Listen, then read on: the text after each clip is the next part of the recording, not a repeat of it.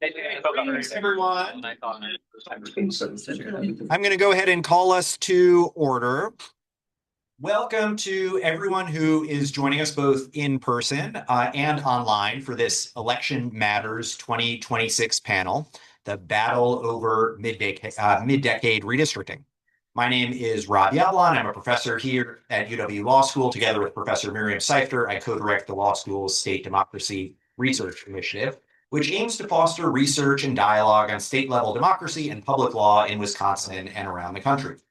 SDRI is co-hosting this event with the university's terrific Elections Research Center. Our Elections Matters series is generously sponsored by the law firm Stafford Rosenbaum. In a moment, I'll turn things over to Erin Deely, who is a partner at Stafford, and she will introduce today's panel.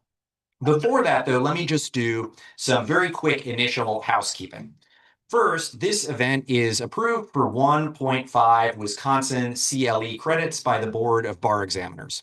For those of you here in person, if you want CLE credit, there are CLE sign-in sheets at the registration table just inside the room. If you haven't already signed in, please make sure to do so before you leave today. For those of you attending virtually, please listen for the passcode that I will give around 4:05 p.m. Central Time. We will provide a link to a Google form in the webinar chat box at that time. Complete that form with the correct passcode by 8 p.m. today to get your CLE credit, and then the panel will wrap up around 4:50. Yeah. Second, we do plan to leave some time for moderated Q&A. If you're here in person, please use the index cards that have been left on the tables in front of you to write any questions you have. If you're joining us virtually, please use the Q&A function on Zoom. Oh, and by the way, if you're in the room, someone will come around to collect those, so just feel free to hold them up. I'm going to keep an eye on what's submitted both in person and virtually, and I'll do my best to kind of combine and synthesize questions for efficiency so we can squeeze as much in as possible. Finally, a huge thank you to our wonderful SDRI team and also the law school's excellent tech team for all of their work to make this event happen. And so with that, let me turn it over to Erin for introductions.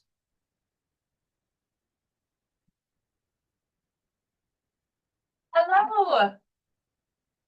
Good afternoon, everyone. My name is Erin Deely. I am partner at Stafford Rosenbaum. We're a full-service firm in Milwaukee and Madison. I'm also co-team leader of our election and political law team. We're really excited to be sponsoring this series again this year. This program every year brings essential, important information to the entire community, lawyers, non-lawyers alike, and it's so excited to see such participation on a really happy day. So thank you all for braving the weather. Let's get to introductions. We have online Professor Sara Sadhwani. Professor Sara Sadhwani is an assistant professor of politics at Pomona College, specializing in Asian American and Latino voting behavior, elections, voting rights, public opinion, public policy, and interest groups. Her research has been published in the Journal of Politics, Political Behavior, and Political Research Quarterly, and her analysis of elections has been featured in the Washington Post, CNN, NPR, Bloomberg, Politico, and more. She is commissioner on the Citizens Redistricting Commission of California, and she earned her BA from the Honors College at the University of Pittsburgh and her PhD at the University of Southern California. And then in the middle here, we have Michael Lee. Michael Lee is senior counsel in the Brennan Center's democracy program, focusing on redistricting, voting rights, and elections. He was formerly executive director of B1 Texas, a donor alliance that oversaw strategic and targeted investments into nonprofit organizations working to increase voter participation and engagement in historically disadvantaged Black and Latino communities. He has appeared on PBS NewsHour, MSNBC, USA Today, and NPR, among others. He earned his undergraduate degree from the University of Texas at Austin and JD from Tulane. And then at the end, we have Nick Stephanopoulos. Professor Nick Stephanopoulos is a professor of law at Harvard Law School and the director of strategy at Harvard's Election Law Clinic. His research interests include election, constitutional, administrative, and comparative law, with a particular focus on the intersection of democratic theory, empirical political science, and the American electoral system. He is the author of Aligning Election Law and a co-author of the casebook Election Law Cases and Materials with Dean Takashi. His work has appeared in the Columbia Law Review, Northwestern University Law Review, Stanford Law Review, Yale Law Review, as well as the Times, Washington Post, Atlantic, Slate, and more. He earned his undergraduate degree from Harvard and master's from the University of Cambridge and his JD from Yale. And that was a huge mouthful, which I think means we're in for a really, really great conversation. Thank you all once again.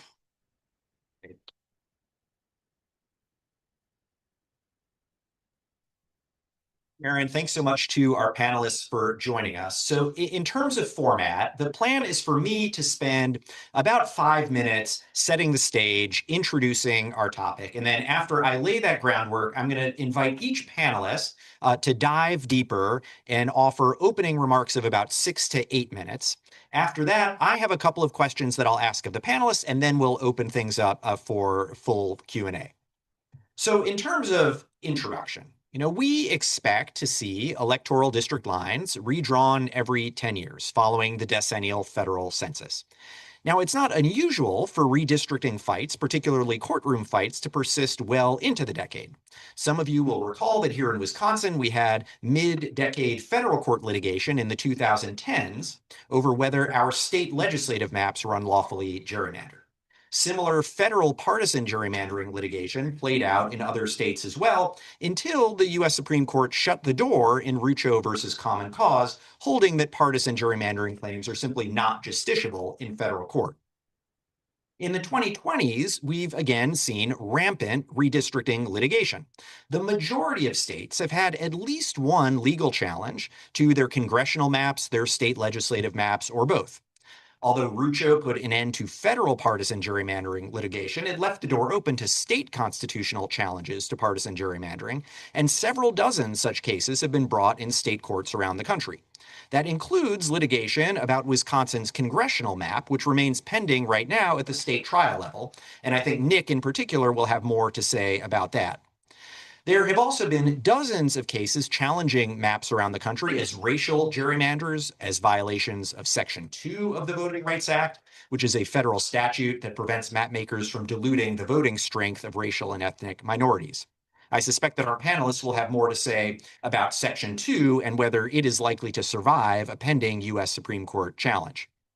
And there have been an array of other state law challenges. In Wisconsin, as many of you know, the state Supreme Court rejected our initial post-2020 state legislative maps, not because they were gerrymandered, but because dozens of the districts were not geographically contiguous.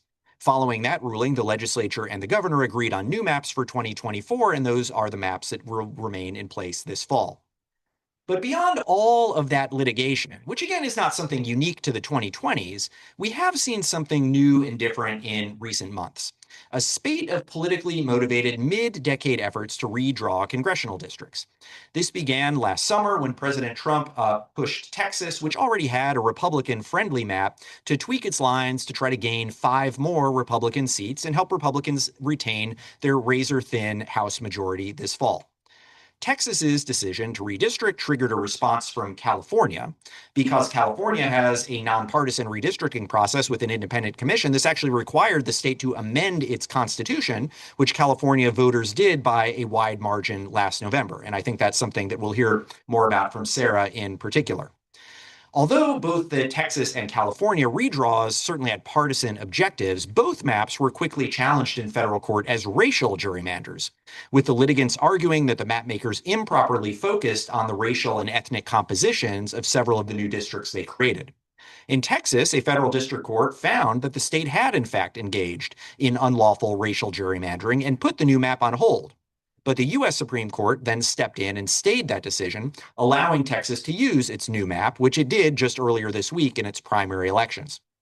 In California, a federal district court rejected the racial gerrymandering claim. The challengers then went to the U.S. Supreme Court, but the Supreme Court declined to intervene, effectively giving the green light for California to use its new map as well. Meanwhile, a number of other states have gotten in on the action. North Carolina redrew its map in an effort to produce another Republican-leaning district. Missouri did the same, although that continues to be litigated. Ohio will have a new map this fall that could yield 2 additional Republican seats. In Florida, Governor DeSantis is trying to call a special legislative session next month to redistrict, although there's a controversy about whether he has the authority to do that. On the flip side, Virginians are about to vote on a redistricting ballot measure that would potentially create 4 new Democratic-leaning districts in that state. Maryland has been considering whether to create another Democratic-leaning district there. Utah, through litigation, should have a new Democratic-leaning district this fall. And finally, in New York, a state court held that the state constitution required a district currently held by a Republican to be redrawn in order to avoid diluting the voting power of Black and Latino voters. That new district would likely have elected a Democrat this fall, but earlier this week, the U.S. Supreme Court stepped in and stayed that ruling. Now, we still don't know exactly how things will shake out once all the dust settles, but it's possible that after all of this tit-for-tat redistricting, everything will kind of cancel out, and neither party will gain much of a net national advantage. Individual states, however, may end up with results that more disproportionately favor one party or the other, and perhaps we'll have fewer competitive districts than before. So we clearly have a lot to talk about. And so with that background, I will now turn things over to the panelists, and we'll start with Sara, who's joining us online. Great. Thank you so much. And thank you for having me here today. It's a pleasure. And I apologize. I had hoped to join you all in person. But I'm still glad to be here, even though I'm virtual. Thank you for that great introduction and kind of lay of the land. I'm going to talk a little bit about my experiences here in California. And in particular, I'll take on about 4 different areas. First, I'll talk a little bit about the process of independent redistricting in the state of California. I'll talk about the question I always get asked, why a redistricting commissioner would support Prop 50 and support a clear partisan gerrymander. Talk a little bit about how Prop 50 proceeded in California, including the Voting Rights Act litigation against it. And then I'll just talk briefly at the end about some of the key races that we're seeing here in California, given these new maps. So just to start off, and for those who are unaware, California has actually been operating an independent redistricting commission since the 2010 redistricting cycle, the 2010 census. A proposition was passed on the California ballot back in 2008. The Voters First Act, which removed the power from the California state legislature to redraw the lines, and instead put that power into the hands of a citizen commission. There are a number of provisions as to how the commission is selected, and I'm happy to go through that if there's questions about it. But essentially, all of those pieces were written into the California state constitution, as well as ranked criteria that we have to use as commissioners when line drawing, first and second amongst those being the federal requirements of equal population and adherence to the Voting Rights Act.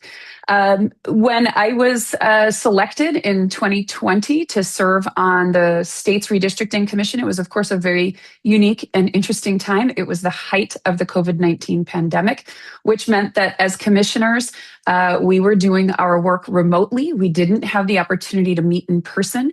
It's a 14-member commission, which is comprised of 5 Democrats, 5 Republicans, and 4 independents.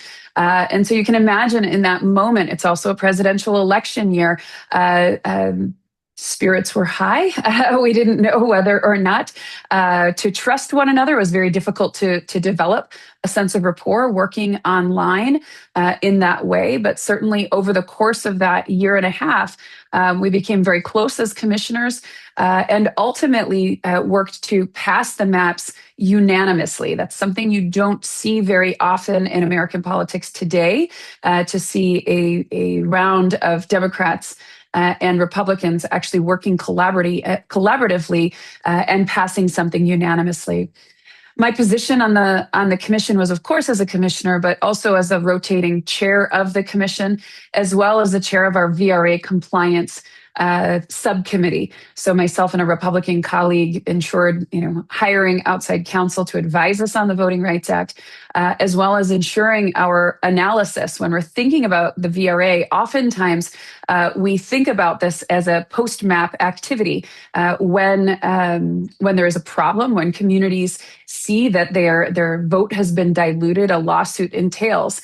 In the instance of an independent redistricting commission, especially given the type of commission we had in California, where we had a number of commissioners who came from community-based organizations or were very much rooted in communities across California, we really took an affirmative approach to the Voting Rights Act and looked at what our obligation truly was. And in that regard, we expanded our Voting Rights Act districts exponentially by doing the analysis necessary to really understand the changes in the state's demographics.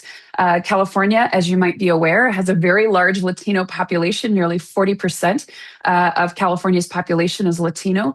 And in many regards, many analysts have long believed that both in previous redistricting with legislators, but also with the first commission, who really wanted to be successful and not rock the boat too much, that Latinos in particular had lost out on opportunities to elect the candidates of their choice.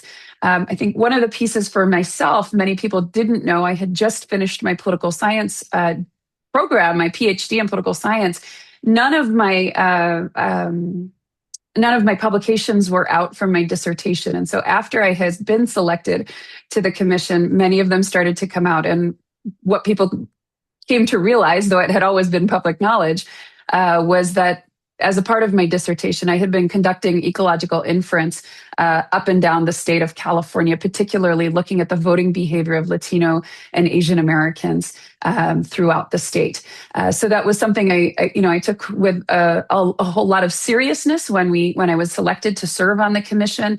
And certainly we conducted a significant amount of analysis, probably more than ever had been done before, throughout the state of California. And it led to an increase in Voting Rights Act districts and the congressional districts, an increase of 7 Latino, what we identified as being VRA compliant districts, for a total of 16 majority minority Latino seats.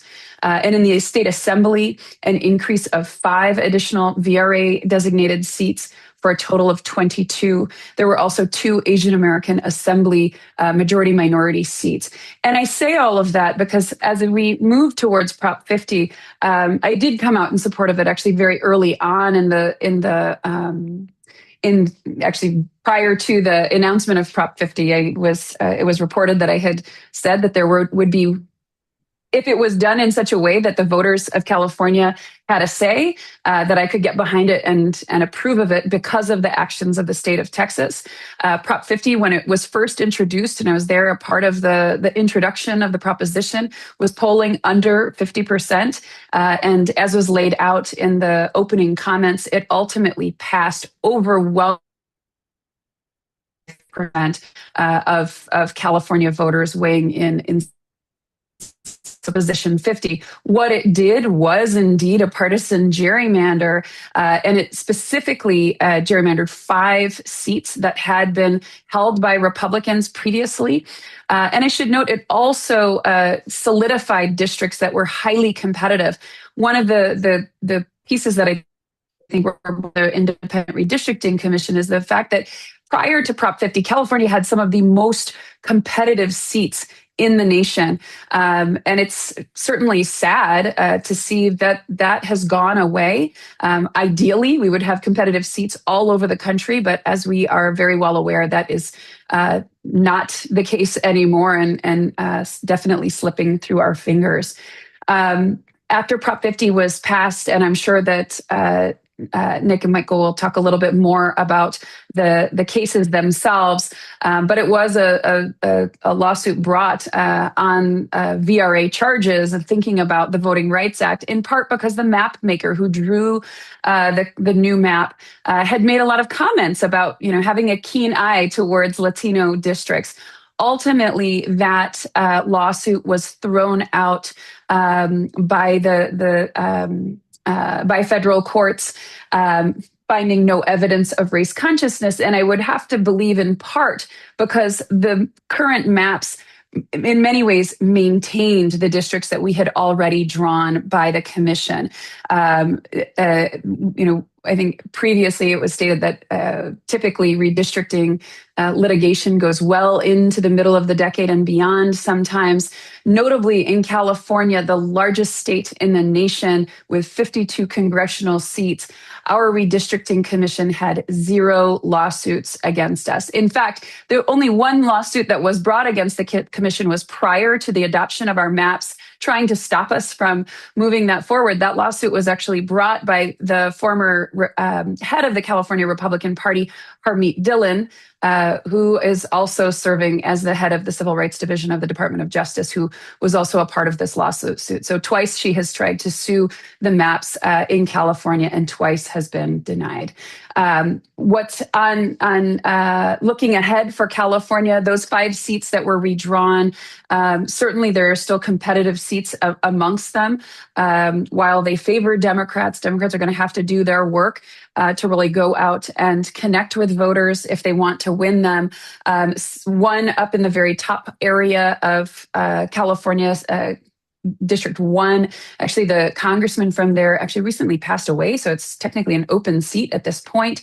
The 3rd District of California, Kevin Kiley, notably had brought legislation in California to stop redistricting from happening nationwide, which certainly is something I would have supported as well.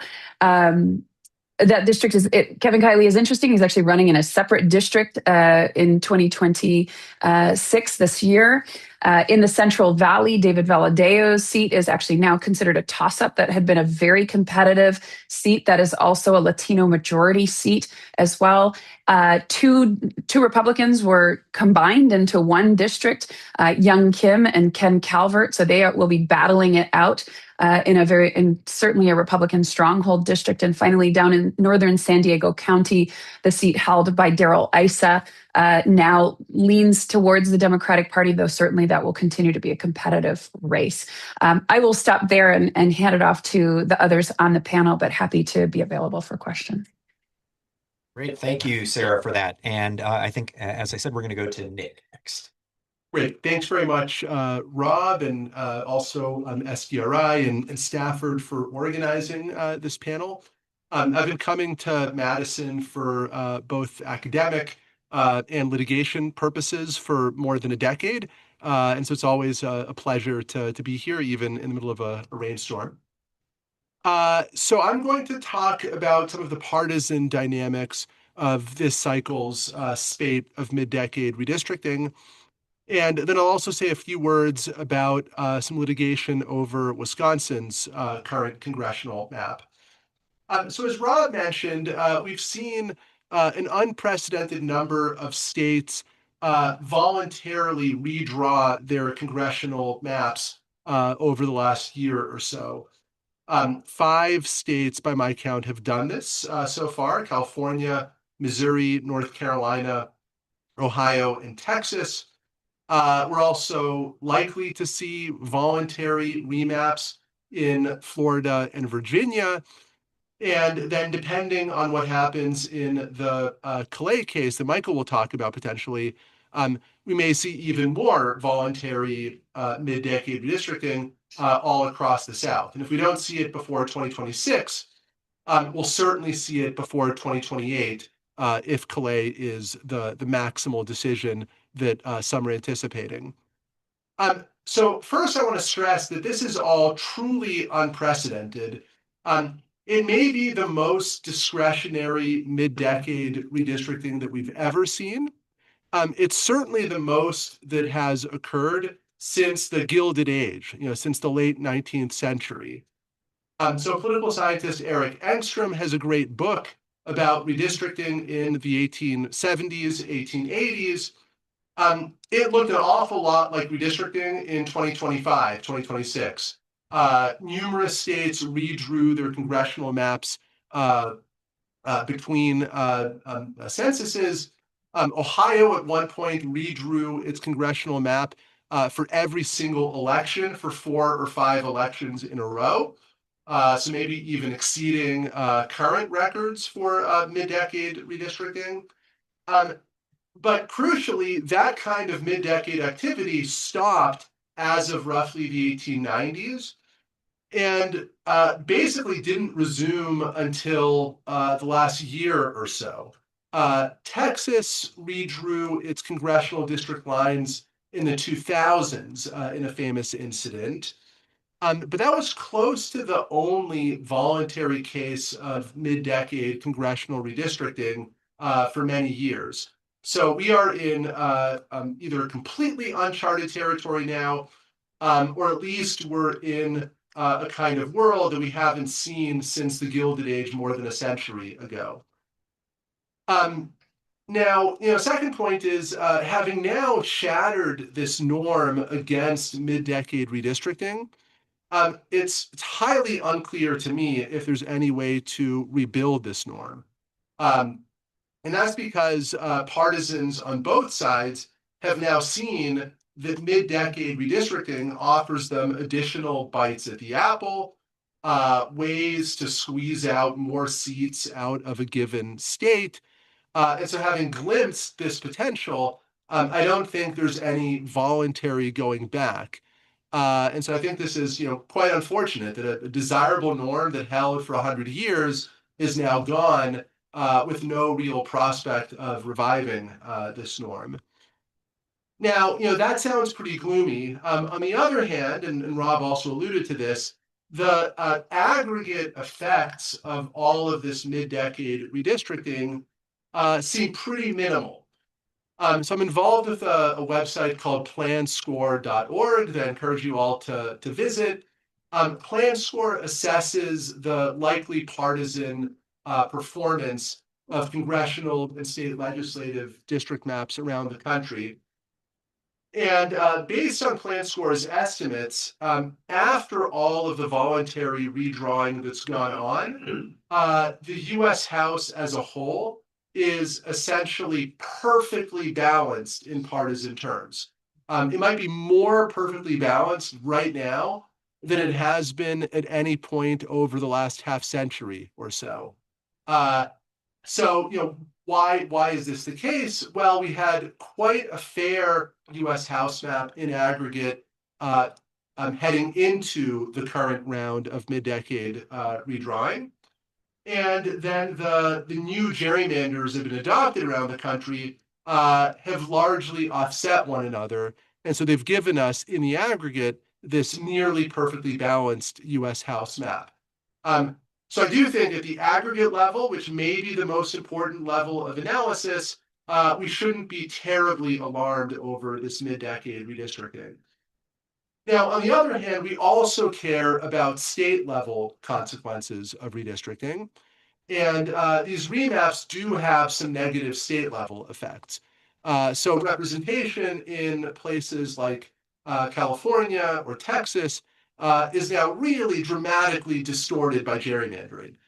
California is a blue state, but its electorate is nothing like 48 Democrats to 4 Republicans, which is the likely composition of California's congressional delegation after the next election. Texas is, pale red state, but it's not nearly as red as the 30 Republican to 8 Democrat composition of the Texas delegation that's likely after 2026. Beyond skewing state level representation, this mid-decade redistricting has been eliminating the already relatively limited number of competitive districts in these states.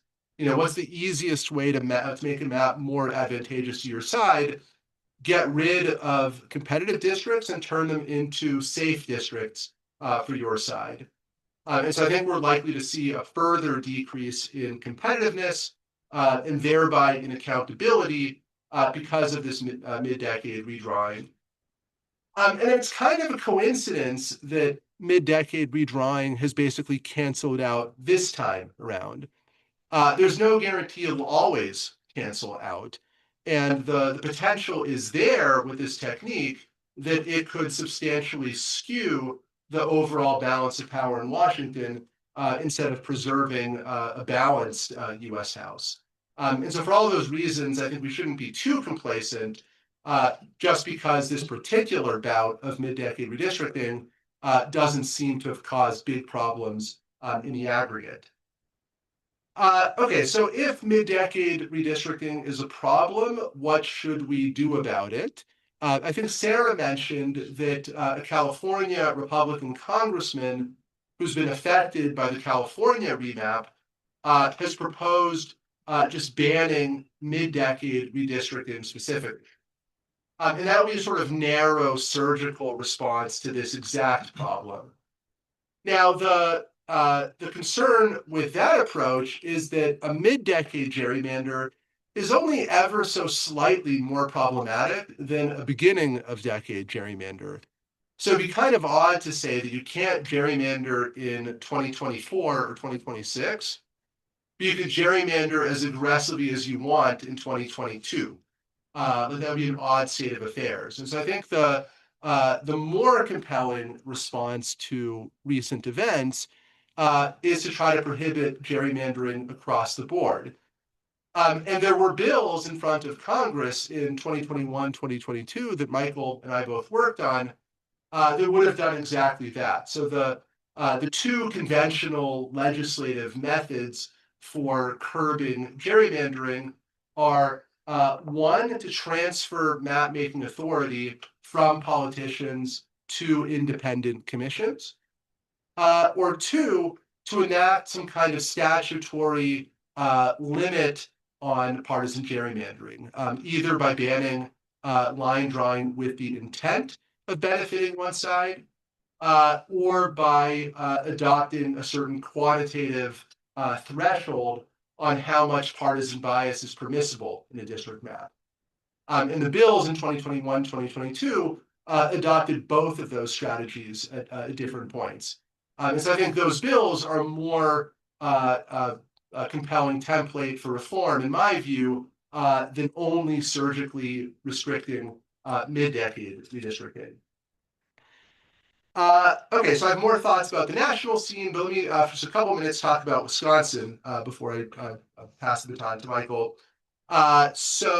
Wisconsin's current congressional plan, as some of you probably know, was adopted by the state Supreme Court after the elected branches deadlocked in 2021, 2022. The plan that the court ultimately selected was the governor's plan, was chosen because it minimized changes to the congressional plan that was in effect in the 2010s. Now, that 2010s congressional plan, unlike the 2010s state legislative plans, was basically a deal or a compromise between Democrats and Republicans. So the 2010s plan insulated all of the then incumbents, both the Democrats and the Republicans. The plan didn't try to flip any districts at all from Republican to Democratic or vice versa. It was a classic bipartisan incumbent protecting map. And so those same properties have carried over to the current congressional plan. It's a highly, highly uncompetitive plan. The median margin of victory under the plan has been something like 30 percentage points, which is a massive blowout by any measure. Only one district in the plan has been reasonably competitive. That's Congressional District 3.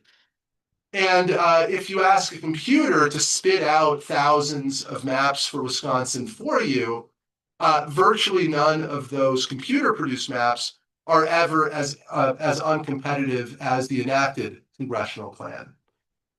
So for these reasons, the case that I'm involved with argues that the current congressional plan is an anti-competitive gerrymander that violates various provisions of Wisconsin's state constitution.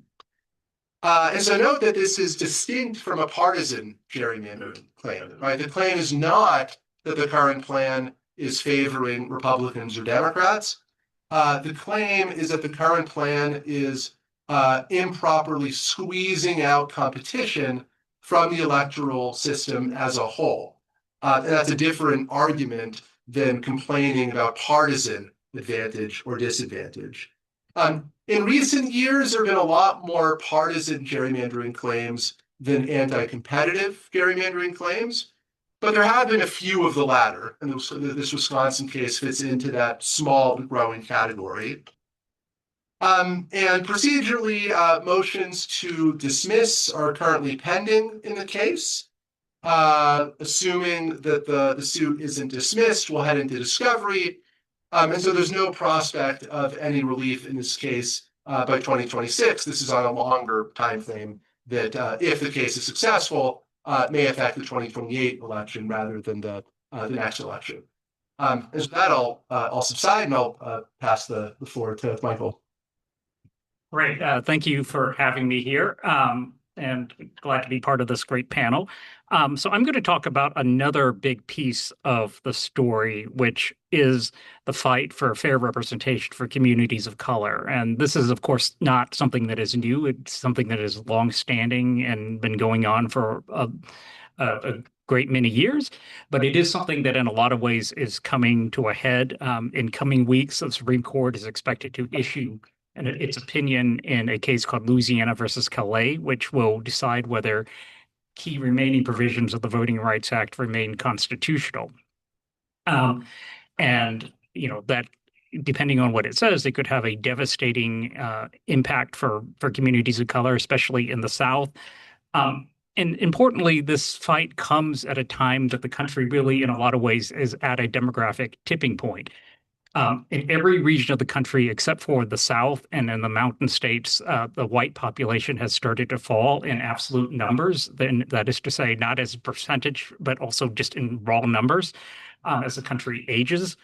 And even in states like Texas and Georgia, the white population has started to decrease. And this is likely only to accelerate in coming years because if older Americans are disproportionately white, and as they sort of leave the scene, the people who remain are much more diverse, and so you can expect the diversity of the country to increase. But at the same time, we have a very racially aligned politics in many places, again, especially in the South, and that also makes it very efficient if you're a map drawer wanting to achieve an advantage either for your party or your group, to use voters of color as the tool to get there. And the reason for that is that because of continued residential segregation, it is very easy to break apart communities of color or pack them together in order to move the partisan valence of a map up or down. There certainly are white Democrats even in the South. The challenge for trying to use white Democrats, if you're a Republican map drawer or Democratic map drawer for that matter, is that white Democrats tend to live near white Republicans, sometimes in the same houses, and sometimes they even share a bed. And that makes things very hard unless you're going to draw the line down somebody's bed and divide it that way. It's just much easier to target communities of color. And unfortunately, these fights are coming at a time that the courts are increasingly skeptical of the remedies that we have. And there are traditionally three remedies that you have for getting at this kind of discrimination. Now that you can't use partisan gerrymandering anymore, at least at the federal level, you have to bring race-based claims. And there are three, really. One is Section 2 of the Voting Rights Act, which in certain instances, if you meet really rigorous requirements, can require you to draw a majority-minority district or something close to it. There also are challenges that map drawers, race predominated in the minds of map drawers when they drew the map. That's something called a racial gerrymander. And there also are claims for intentional discrimination. And those are really powerful tools, and all of them have been used in recent years to great effect. But increasingly courts, and especially the U.S. Supreme Court, is is becoming skeptical of those, in part because the Supreme Court has tended to see everything through the lens of politics. Isn't it all just politics? And this is certainly what states have argued. Like Texas, they have argued like, oh, no, we weren't discriminating against Black and Latino voters. We were just discriminating against Democrats. And the fact that they happen to be Black and Latino, that's just sort of a side effect of our desire to discriminate against Democrats. And the Supreme Court seems to buy into that increasingly, and that you see that play out in intent claims. People are like, oh no, they were discriminating because of race. They were just discriminating on the basis of politics, and that's okay. In racial gerrymandering, no, race didn't predominate in the minds of map drawers. Politics predominated. And in Section 2, we may see the Supreme Court in this case called Calais do a maneuver where they basically require litigants to untangle whether it was race or party that motivated voters when they voted, or motivated map drawers when they drew the map. And like I always tell people, in a lot of ways, that is a very false binary. It's unfortunately one that the Supreme Court has bought. But it's either it's race or it's politics. It's not somehow a fusion of both. But that's the world that we live in. And so, I'll add to that the Supreme Court, in cases like the Harvard affirmative action case, SFA, has increasingly taken a view that our Constitution is colorblind and that we really can't remedy racial discrimination very, very much. And so that's sort of the world that we live in. And so what can we do in this? And as Nick talked about, like Congress certainly had a chance to fix this back in 2022, 2021, 2022. And it came really achingly close to being able to do so. The two bills, the Freedom to Vote Act, which would have banned partisan gerrymandering and established uniform rules for congressional redistricting, and the John R. Lewis Voting Rights Advancement Act, which would have updated and modernized the Voting Rights Act, passed the House and had enough votes to pass in the Senate. But what it didn't have is enough votes to either overcome the filibuster or enough support to do a narrow carve out to the filibuster to allow the bills to come for an up or down vote. And that was really two senators, Joe Manchin and Kyrsten Sinema, both of whom are no longer there.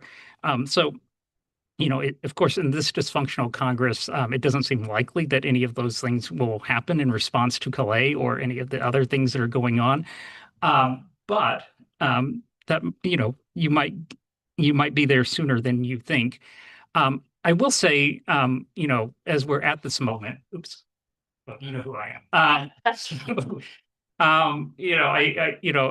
I do think, this year is the 250th anniversary of our national independence. About 250 years ago, I think in April, John Adams wrote his thoughts on government in response to Thomas Paine, and he talks about how the ideal legislature should be an exact portrait, a miniature of the people as a whole.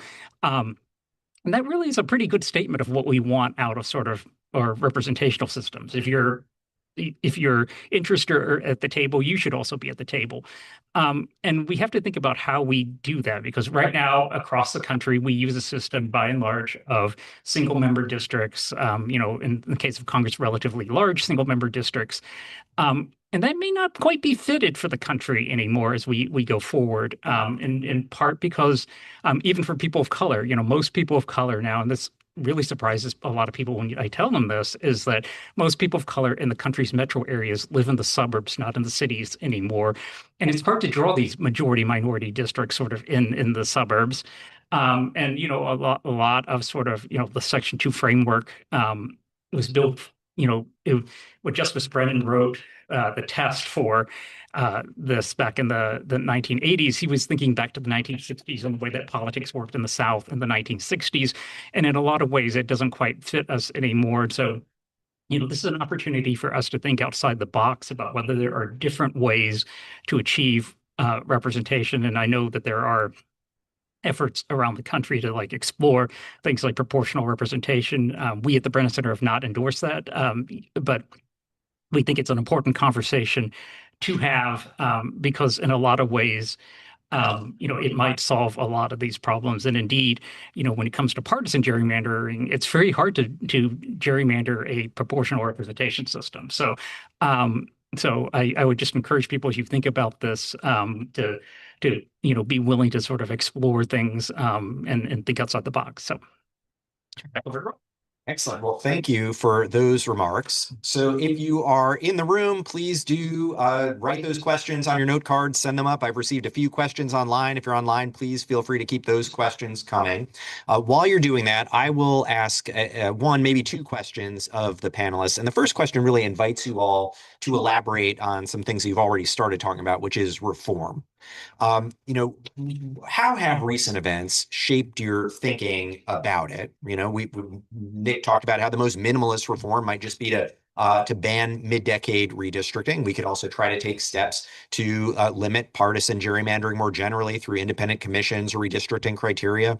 Maybe we want to go bigger and shift away from single-member districts entirely. What do you all think about the possibilities of those? Are you more or less optimistic that reform is coming after what we've seen now? And what kinds of reforms do you think are likely to really be the most valuable, have the most bite for us? I don't really know what order we want to do this in. I guess, Sara, you spoke first before. Should I give you the first crack at this? Sure. I'm curious to hear Nick and Michael's thoughts on this.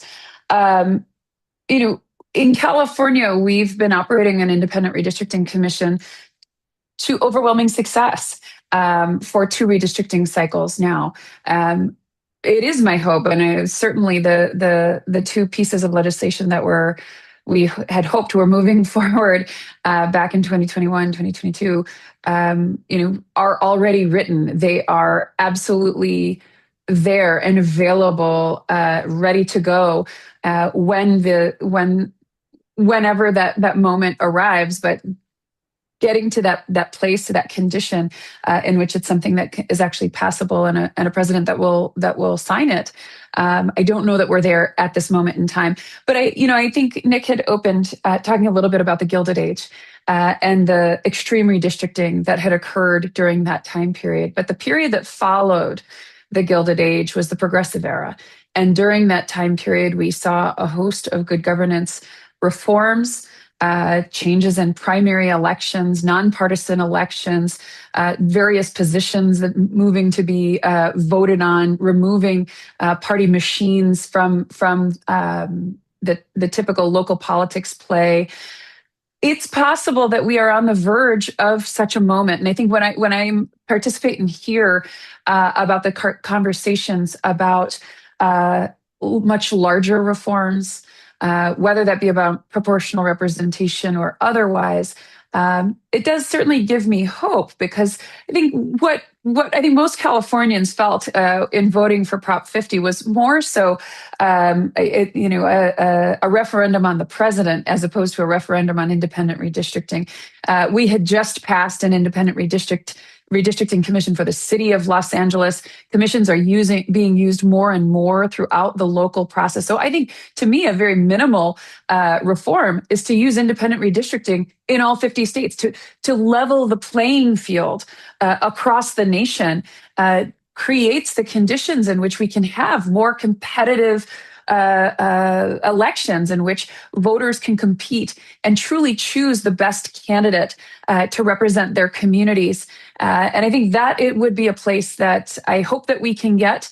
I'm not sure that we have the conditions that are right for that kind of change yet, but I'm an optimist, so I'll remain hopeful that we can get there.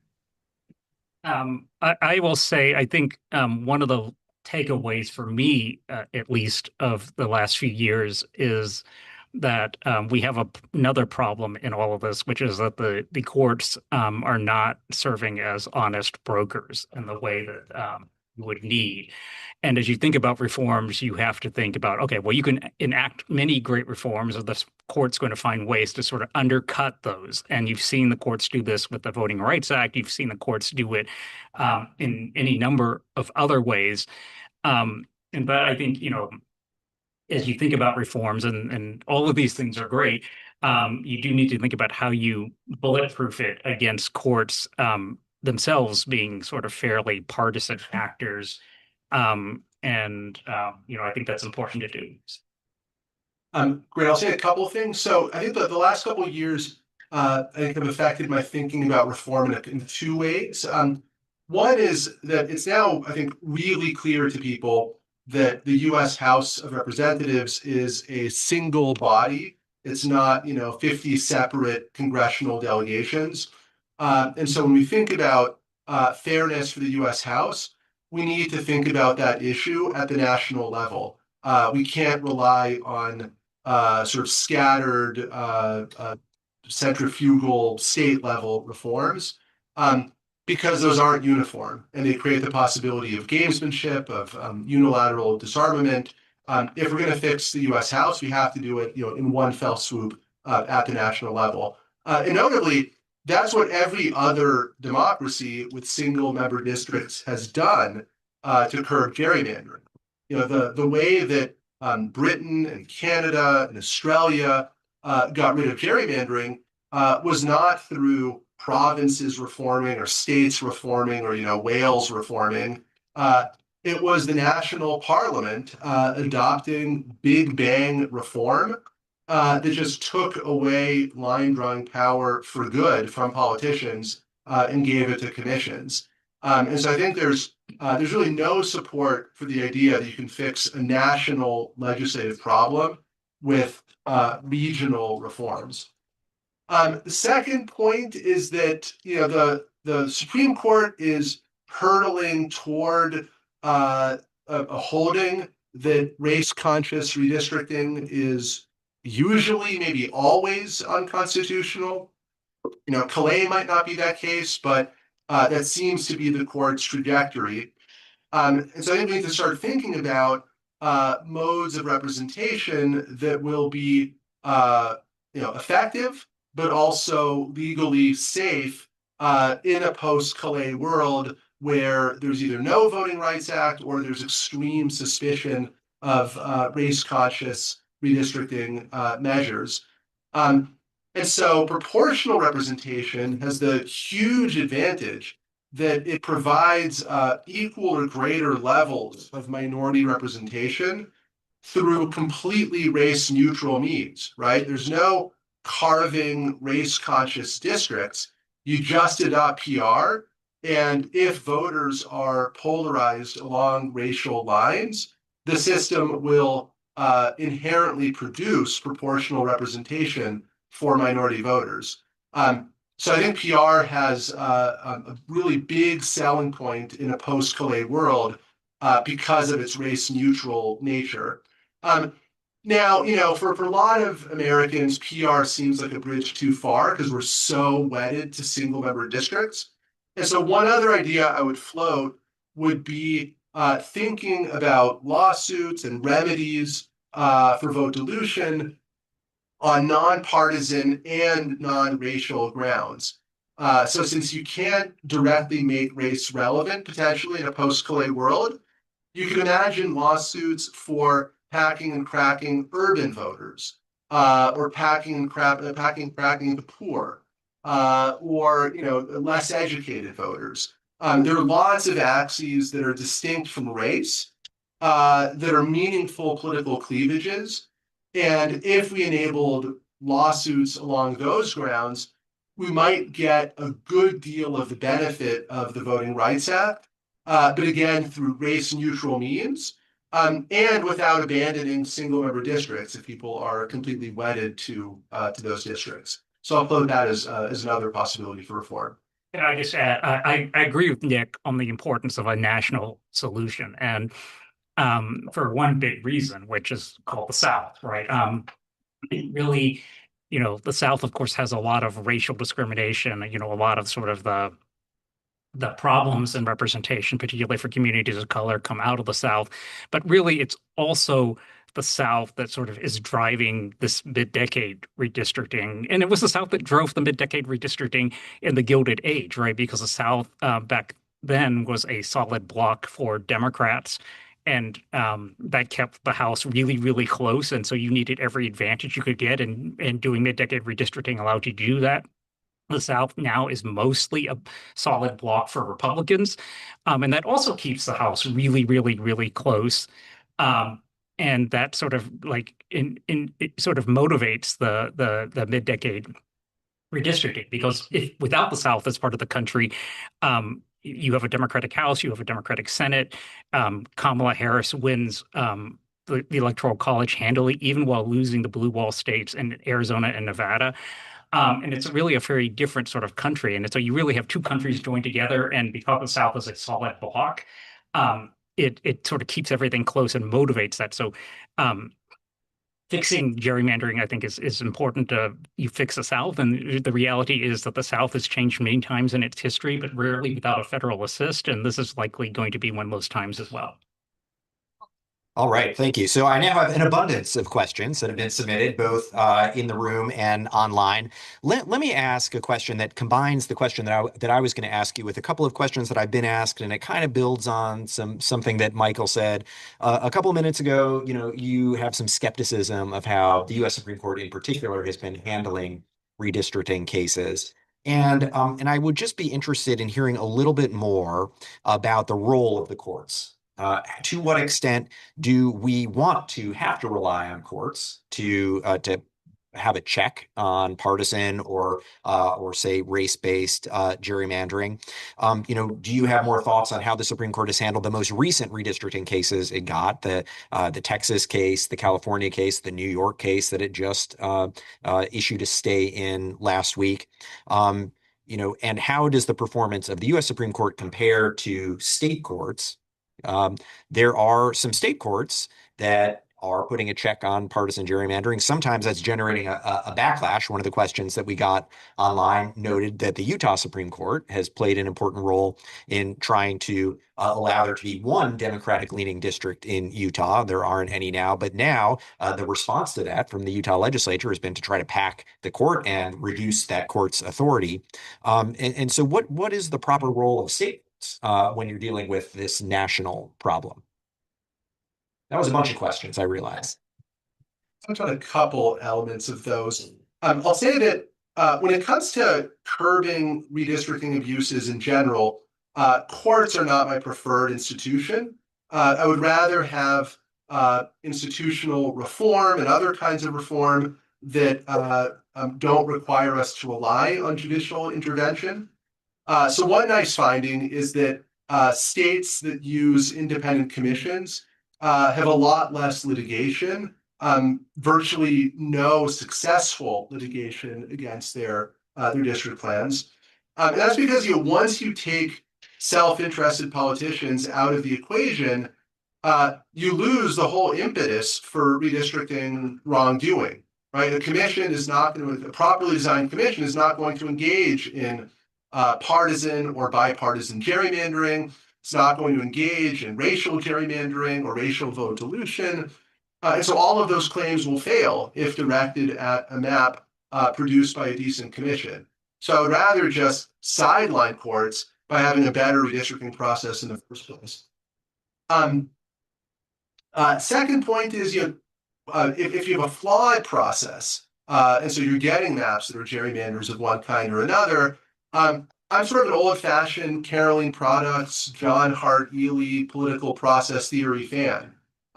So in my mind, one of the absolutely most persuasive justifications for courts ever intervening is when there's been some kind of malfunction or blockage in the political process, and the political actors won't fix it because they're the ones who are responsible for the malfunction or the blockage. And so I think that Warren Court era rationale for courts stepping in is really, really powerful and almost perfectly justifies judicial intervention against gerrymandering. So for me, it's a real tragedy that our current court simply does not believe in the Caroline Products footnote 4 rationale for judicial intervention. After Rucho, I wrote an article called The Anti-Caroline Court, which sort of encapsulates my thinking on the current court. There were decades when political process theory motivated the thinking of the Supreme Court. That era is past. We have, an originalist court, a textualist court, a very ideological court, but this is simply not a political process theory court.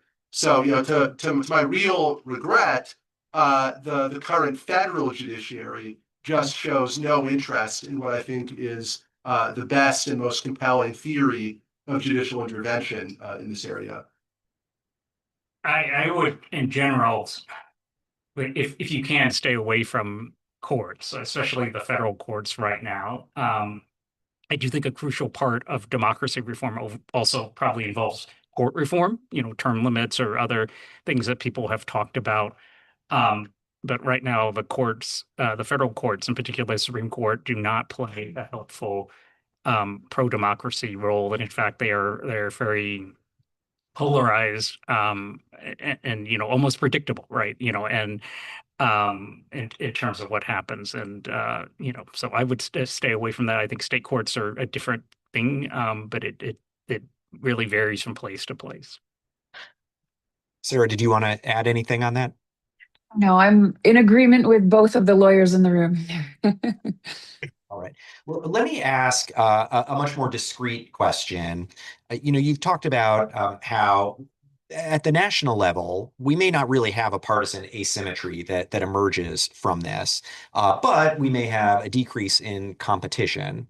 And how might that ultimately shake out when we look ahead to the midterms? So someone pointed out that in midterm years, typically the out party does quite well, maybe picks up 24 or more seats in Congress. Is that still something that can happen?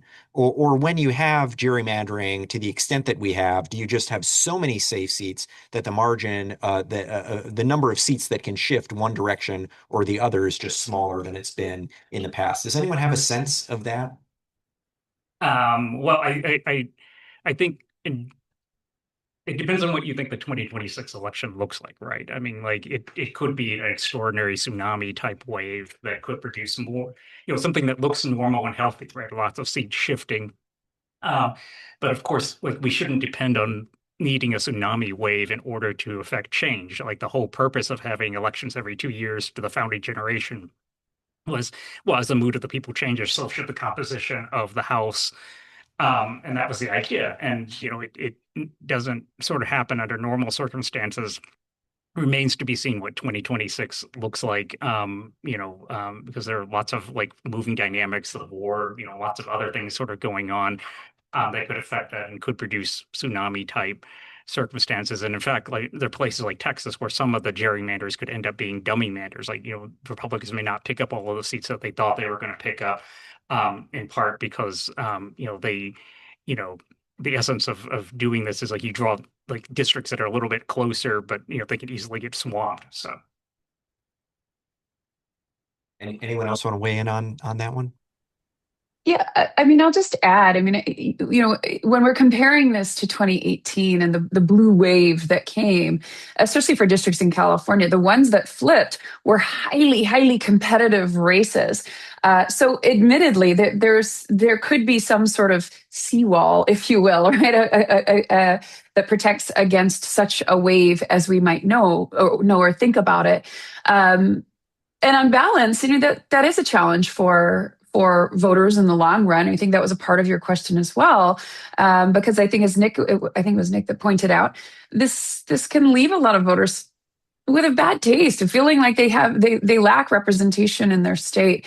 But I think let's see what actually occurs in 2026 to be certain. It seems like there will, of course, be a whole lot of activism amongst Democrats nationwide. But that is also quite typical of the moment that we're in. I'll say one quick thing on that. I mentioned the website PlanScore that I work on. One of the new features we're adding to PlanScore is a tool that lets you shift the national or the state level electoral environment by up to 10 or 12 points in either party's direction, and then look at how either a particular state's map or how the whole national House map would perform in that electoral environment. And when you do that, you see that if you move the dial toward the Democrats, anticipating a reasonable Democratic wave in 2026, you don't flip all that many seats from Republicans to Democrats. You do flip enough to flip the House from Republican to Democratic majority control, but you don't get nearly as many additional seats for Democrats as you would have in 2018, let alone the 1990s or the 1980s or 70s.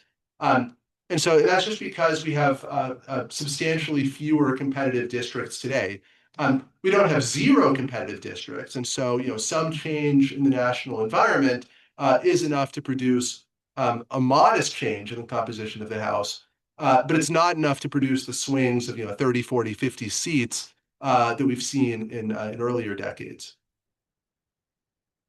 So another question that sort of relates to the electoral dynamics that we might see. If you have fewer competitive districts, more safe districts, one of the questions points out that does tend to mean that a lot more of the action happens at the primary stage.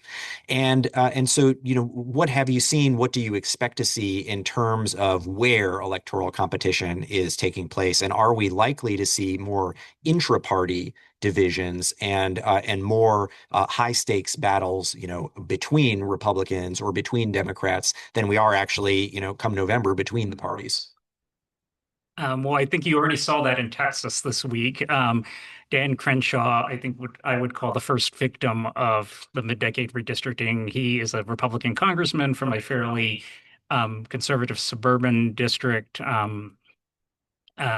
He already had been attacked a bit before, but in the redraw, like he picked up a bunch of new voters and lost to a much more conservative Republican. And so I think, and that of course is the danger of gerrymanders when you don't have competitive seats. Everything gets decided in the primary. Primary electorates for both parties tend to be more to the extreme than the other, especially the Republican primary electorate.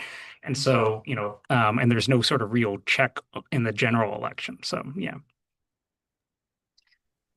Yeah, and I would just add to that. I mean, one of the challenges is that, again, state by state primaries look quite different. So who is it that gets to participate in a primary? I think to Michael's point, you have real extreme differences in terms of the turnout for a primary. Here in California, we operate a top 2 primary, which if you're following our governor's race, some are even predicting that we could have 2 Republicans make it through our top 2 primary and end up with a Republican governor of California. Something I don't think anyone thought possible, given the overall vibe of the state. So I think how the structure of the primaries differs from state to state also makes a really big role in determining the outcomes of them. But yes, absolutely, that you see a lot more of that action happening at the primary stage. As I mentioned in my opening remarks, here in California, we see in some of the new districts, Republicans, 2 incumbent Republicans battling it out for one spot, ultimately. And so one of them will not be going back to Congress. Those are the kinds of dynamics that we're most certainly seeing here. Great. Quickly say on that, the question connects to an ongoing project of mine that I call intra-partisan gerrymandering.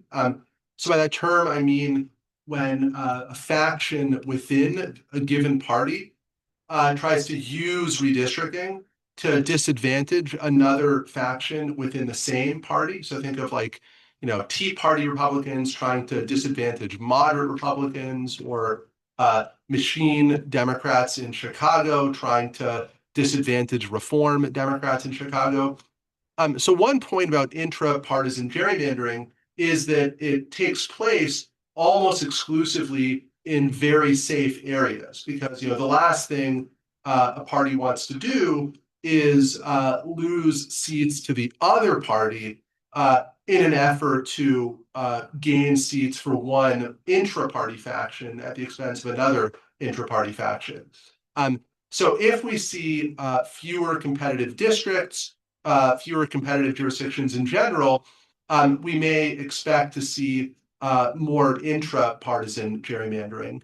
The other point I'll mention about intra-partisan gerrymandering is that the relevant election for that purpose is the primary election, right? Like the way that you benefit one faction and disadvantage another faction is by making sure that your preferred faction's candidates win nominations in the primary, and the other faction's candidates lose nominations in the primary.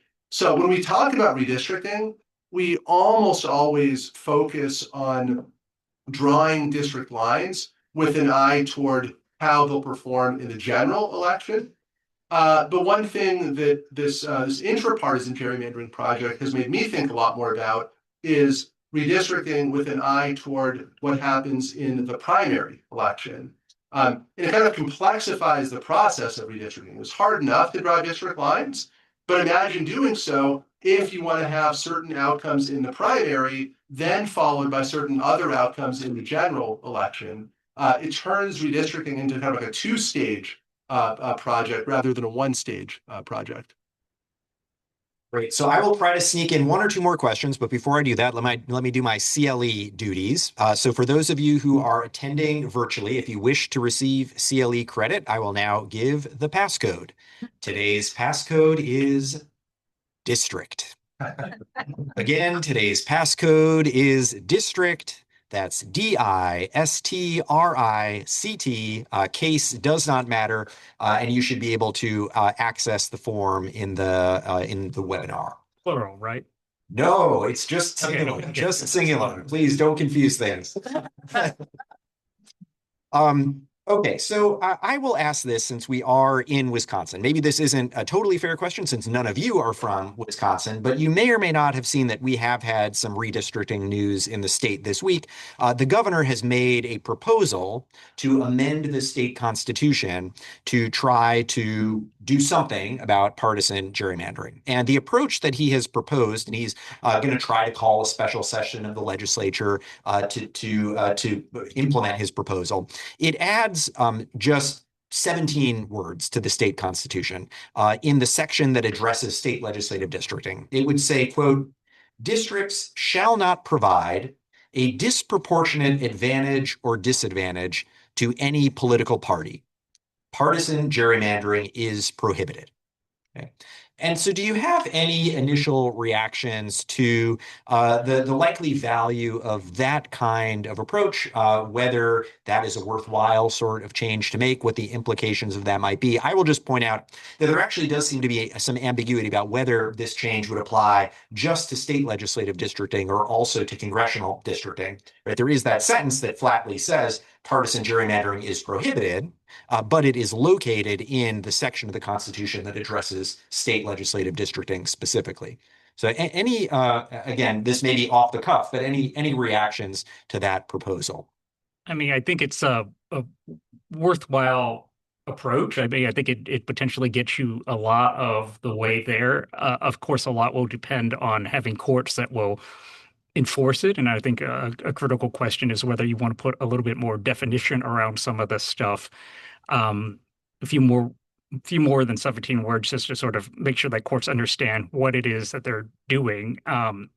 Because for whatever reason, courts oftentimes find this hard or try to find reasons to find it hard. But I think it is a worthwhile approach. It's not quite as robust as, say, moving to a commission, which requires, as in California, pan-partisan support. Like in California, you can't pass a map unless you have support from Democrats, Republicans, and independents. That, virtually ensures that the map is not going to be terrible. It may, people can debate whether it's the greatest map of all time or not, but it's not going to be terrible because, you're not going to pass an anti-Republican gerrymander if Republicans have to vote for it, right? And so a commission would be a more robust way to do this. This does depend on courts, which, as we know, sometimes are not great and sometimes change. But it is if this is something that can be done, I think it's worth exploring. Yeah, I would also be sort of warmly positive about this. We've learned a lot about drafting effective anti-gerrymandering language over the last decade plus, and I don't think these 17 words are fully capitalizing on all the lessons we've learned over the last generation. when Michael and I were involved in some of the drafts for the federal legislation, it took us a lot more than 17 words to ban gerrymandering or to try to ban gerrymandering at the federal level. With a term like disproportionate, what does that mean exactly? Using which elections, presidential elections, legislative elections, a regression model, what?